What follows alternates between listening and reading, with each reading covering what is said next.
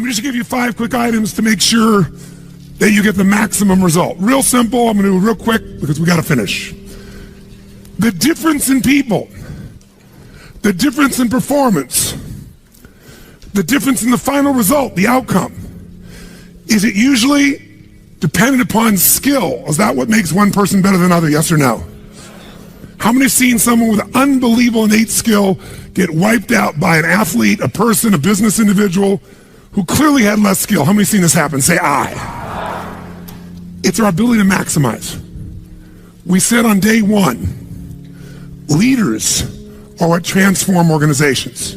You want to grow this company, you want to transform this company, leaders do it. A leader doesn't mean everybody else follows you. It just means that you have a higher what? A higher standard than anybody else does. What'll make you the leader is when you have a higher expectation, not of other people. Anybody can do that. Of whom? Of yourself. So if you want to know what does it take to take things to the highest level, what's going to take to change my business permanently, not temporary, you can go home and you can install some of these strategies, skills, tactics, tools, insights, and see a significant change.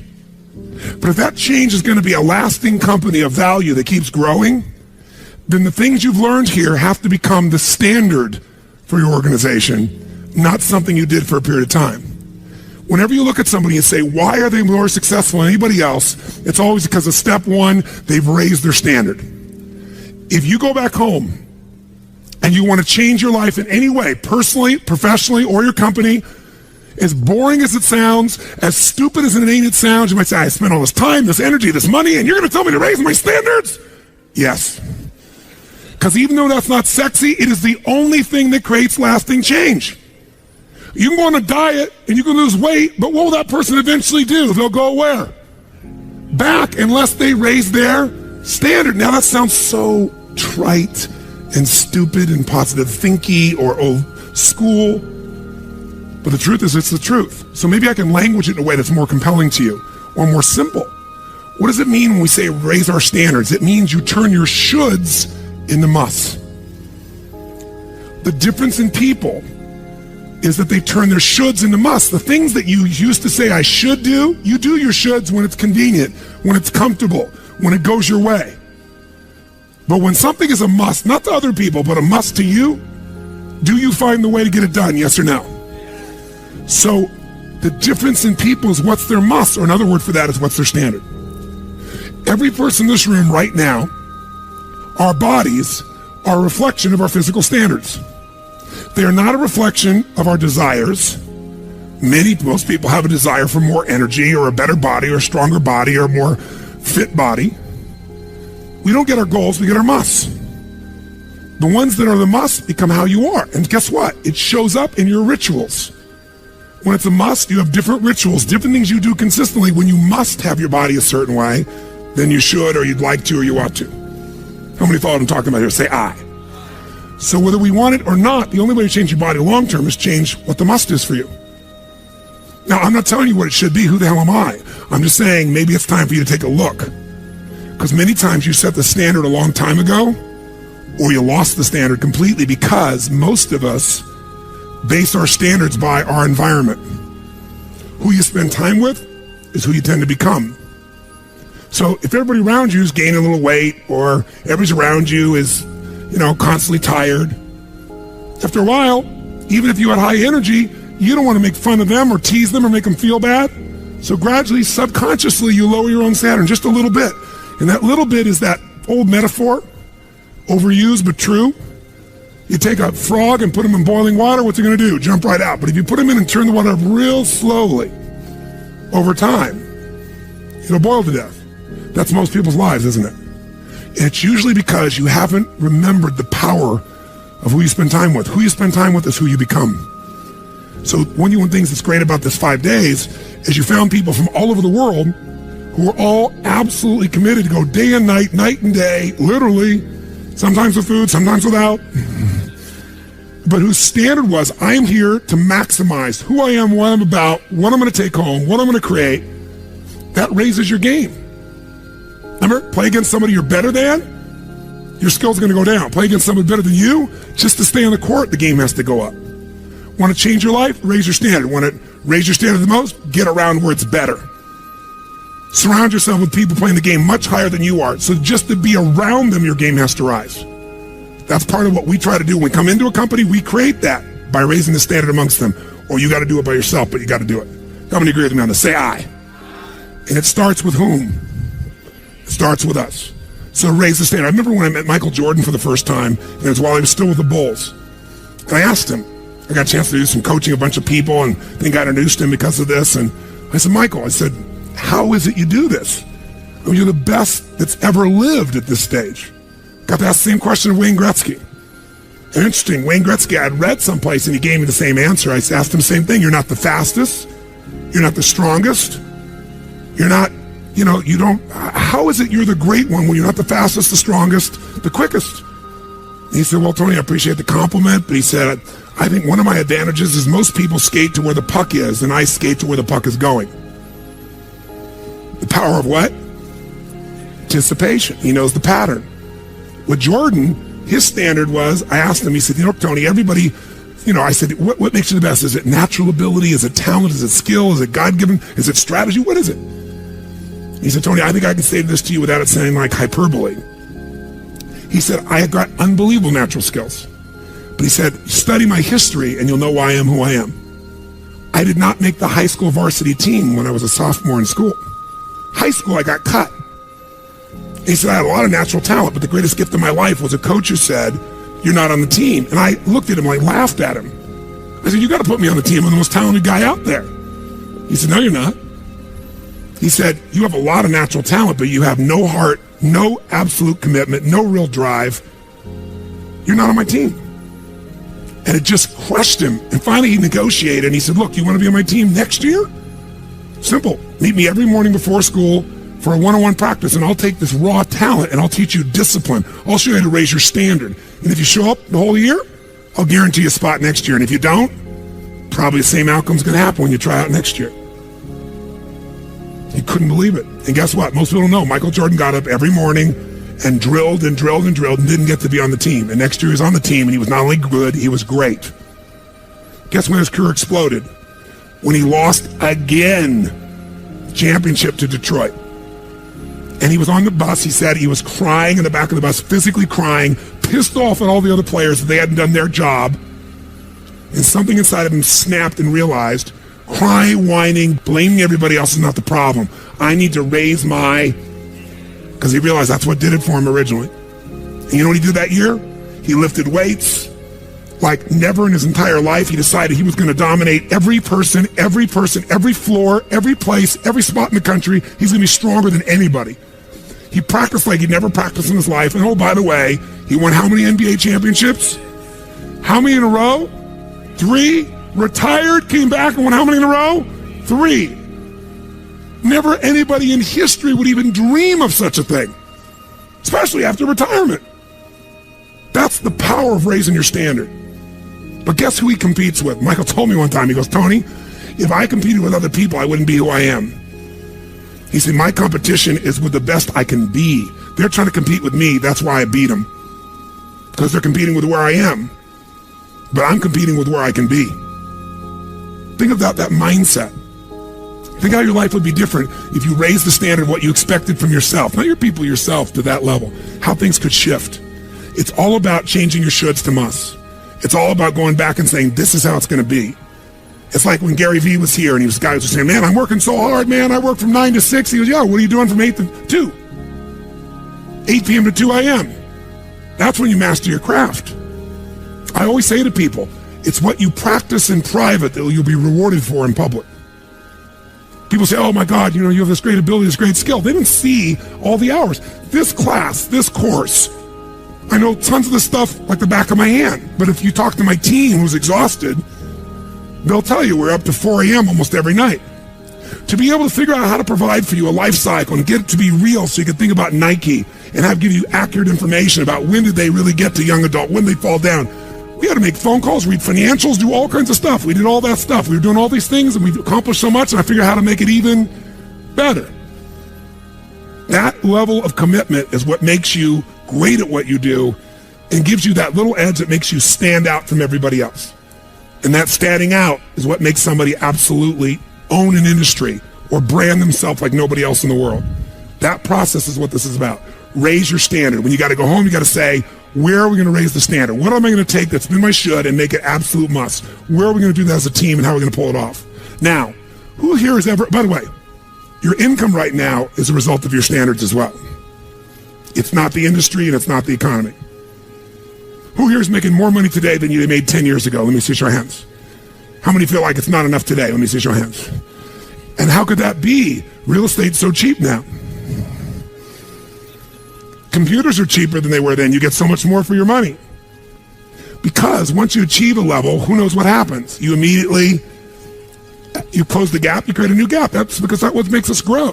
Who's want to go back to where you were 10 years ago? Not many. Some of you would be, because it's gotten worse in the last 10 years for you. But the majority, there's no way. See, once you're fortunate enough, if you don't like cleaning house, once you're fortunate enough to have somebody clean your toilets, you will not be doing that again. Unless you like that. You'll find somebody who loves cleaning toilets and you will pay them handsomely. Because now to go back and do that, once you've had the privilege of not having to do that, it's a different game. It's a gross metaphor, but who gets what I'm talking about here? Say I. Once you have a must, you find a way to get to it. Every one of you in this room is earning what you must earn, not a dime more. Don't get me wrong, you might have big goals, big desires, but it's not a must for you. Because even when the economy crunches, if it's a must, you will find the way. How many agree with me on this? Say I. See, when it was a must for me to get at one level, I did. I remember it was a must for me to finally make $1 million a year. I had my son Jarek going to be born. I swore I would never have a child unless I was financially set, and I wasn't financially set. And he was on his way. I went from $38,000 a year to making $1 million a year in the next 12 months. That was all BS. In my head, I thought all my growing up, all the pain was because my parents fought because there was no money. They would have fought anyway. Because I believed that, though, I raised the standard, made it happen. And then I made $1 million a year for 7 straight years. Even though I built 5 more companies, even though I was helping more people, I made the same amount of money. Guess why? That was my must. At some level above that, seemed greedy. Now, it wasn't like I had this incredible lifestyle. I owned a magical home. I had this place called the Del Mar Castle overlooking the ocean in Del Mar, California. But I was on the road, staying at the Ramada Inn in Milwaukee with shag carpeting and smelly, dead animals on the wall on my birthday. And my maid, she's back at home in the castle going, "Oh, Mr. Robbins, happy birthday. Oh, I can't help thanking you. It's so wonderful. Oh, Mr. Robbins, it's so beautiful here. I was sitting out in the jacuzzi overlooking the ocean. Oh, yes. Oh, I've lost 22 pounds. I can't tell you. It's been so amazing. I get on your Stairmaster and I watch Oprah. I love your gym, Mr. Robbins." And I'm thinking, she's got a multi-million-dollar lifestyle. How many can relate to this in some way, right? So I went from 38,000 to $1 million because I changed my income. It became an absolute what? It was nothing about money. It was about growing. Because I knew to make more, I'd have to help more people. I'd have to expand. And I came with this goal. I wanted to feed all the people in San Diego that were homeless. First, my goal was 1/3 of the homeless people. And then my goal was everybody. I said, if I can go from 38,000 to $1 million, I should be able to go from $1 million to $3 million in 3 years. And I did it in 12 months. I found the why. I found the reasons. I got a different RPM. But it became a must for me, not a should. You're meeting your must, my friends. Maybe it's time to change your must. Some people's must is to survive.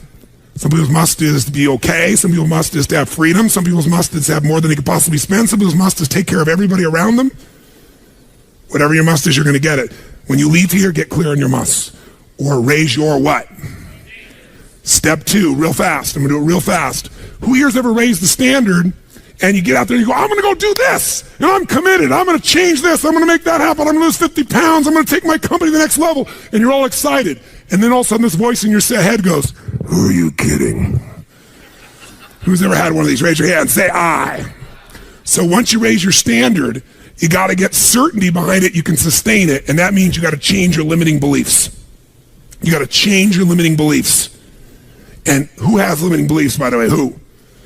Everyone does. So you got to become aware of it and you got to destroy it. Now, how to do that?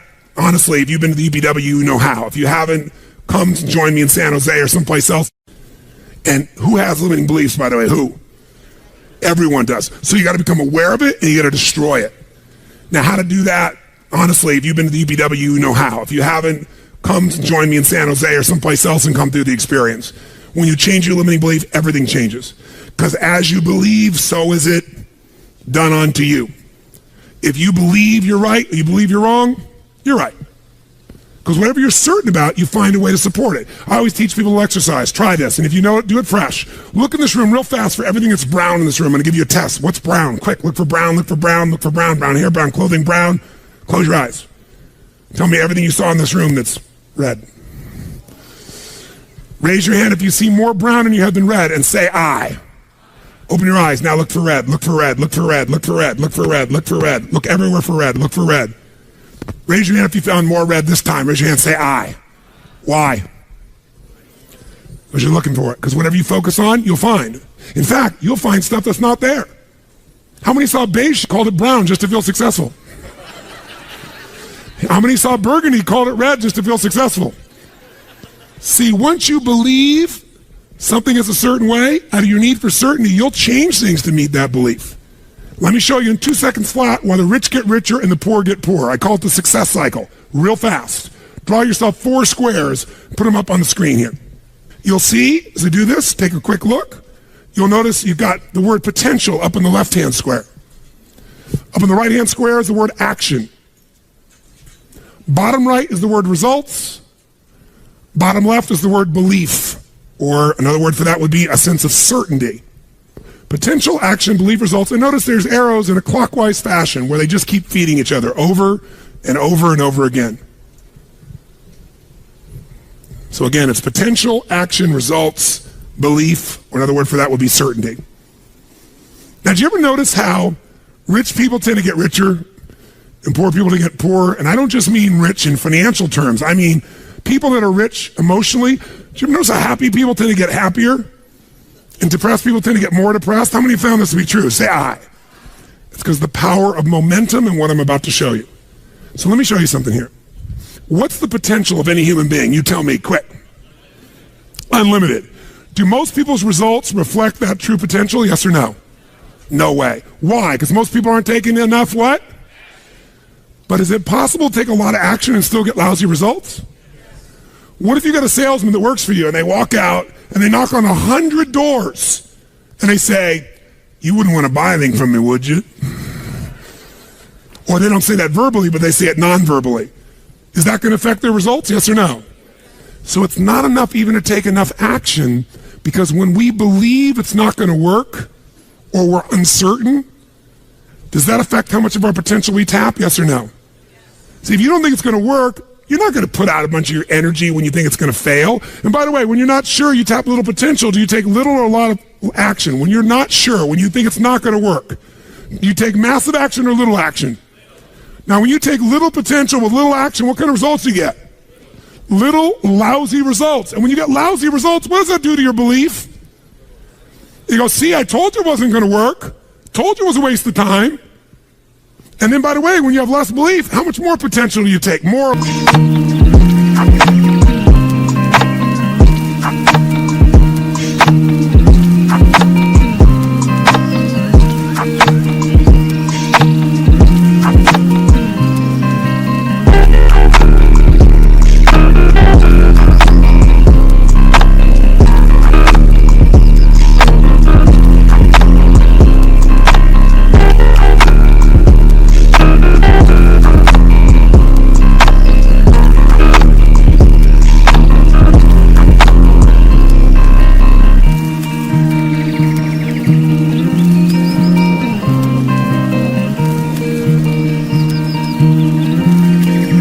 Less.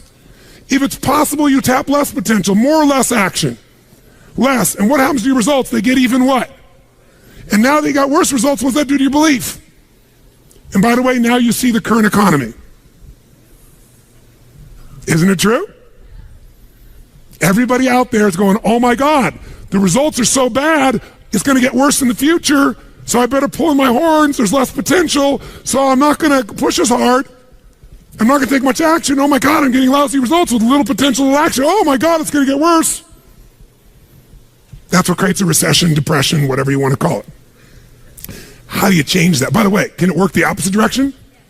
What would happen if something inside you gave you so much certainty inside of you that you felt absolutely certain that recession was your friend, that the worst economy for you was the greatest time on earth, that all you had to do is manage your state and apply your fundamentals and immerse, stay coached so you don't get off target, keep taking action, and you can own your business and you go to other people's businesses. How many believe that, by the way, now? Say aye.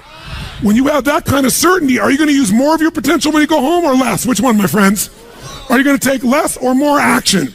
When you are certain and you use lots of your potential with massive action, what kind of results do you get? Massive action gets massive results. What kind of belief do you get now when you get better results? You go home, you use your core story. You go home and you take one of these techniques, you get a different response. You go home and you stimulate a new source of profit or income. You go home and you add a service. You go home and do anything. And it works. Your brain goes, yeah, it works. Now, by the way, at Home X, we went in there. Thank God we went in there because they took our stuff and it looked like it wasn't working. Do you remember that? Yes. Because some people there didn't want the change to happen. So we had to dig in and find it was working. We knew you can't take action. You can't sow that seed and reap nothing. So we uncovered what was really going on. You're going to have to watch for the same thing, depending upon the size of your organization. But bottom line, when you get great results, belief gets stronger. Now you're totally certain. Are you going to use more or less potential, my friends? Which one? More. You're going to take even more what? Get even greater what? Even more certainty. And now what happens to your business? Boom, boom, boom, boom, boom, boom, boom. And now you have a different momentum. And so your economy does not have to reflect the economy. You get to create your economy. You get to decide whether you freeze to death or ski or snowboard. It's winter, but you can have the best time of your life. It could be a sunny, beautiful, magical time. But what you got to do is you got to manage this process. In order to do it, you got to change your limiting beliefs. And this week has been about doing that by giving you so many tools and examples that you'd be immersed. But I promise you when you go home, all this is going to be tested. A, because all the stuff that's waiting for you after being gone for 5 days. B, all the people there you work with, their limiting beliefs, whether you have one employee or two because you're an army of one or two people, or whether you got 10,000. And so you have to be able to implement. This, by the way, is, I'm not here to sell you, bring us in if we can help. Do you think we could help? Yes or no? Yes or no? Bring us in and we'll do it. Or get your team together and find a way to make sure this momentum goes in the right direction. Make sense? This is the must. If you have this high standard, but you don't really believe because the momentum's in the wrong direction, having the tools will be worthless. That's where certainty, that's where everything else we teach, that's what I do in my events, that's where you guys have been there before, that's what you got to bring to the table. What are the 5 keys for integrating this? Number 1, you got to go home and raise your what? Come on, guys, raise your what? Which means turn your shoulds into. Step number 2, you got to go out and change your limiting what? Find anything that's limited you and destroy it. What's the fastest way to destroy it? You can do it very quickly by producing the results in your mind over and over again. Or, why do you think I get people to walk on fire? Because they think it's impossible. When they walk in this fire, mentally you might say, oh, I can do it. But when they get in front of that fire and it's 2,000 degrees burning hot coals, it gets their full attention. And suddenly they have a state change. And when you get yourself in a state where you can storm through fire, it's not about fire walking.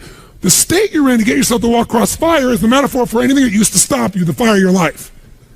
And by the way, when you cross fire and you're on the other side doing something you once thought was difficult or impossible, it's that easy, your brain goes, what else can I do that I thought was impossible?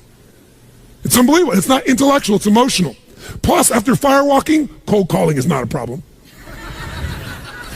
You get the idea, ladies and gentlemen? All right? So what we're really talking about here is changing your beliefs. Now, here's the 3rd key. If you're going to get maximum results, you got to model what works. We brought you for 5 days and nights here, models of what works. Go back and get them. Now, here's where the challenge is. How many got tons to do in your normal...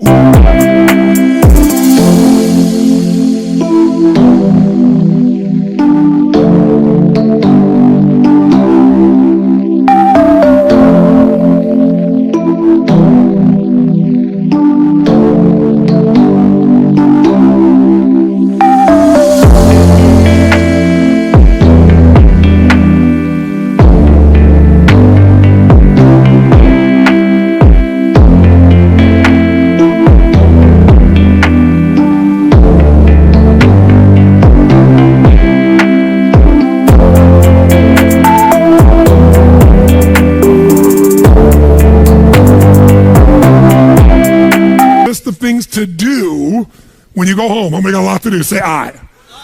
How many have a lot of outcomes you got to go after? Say I. How many have the same amount of time you had before? Say I.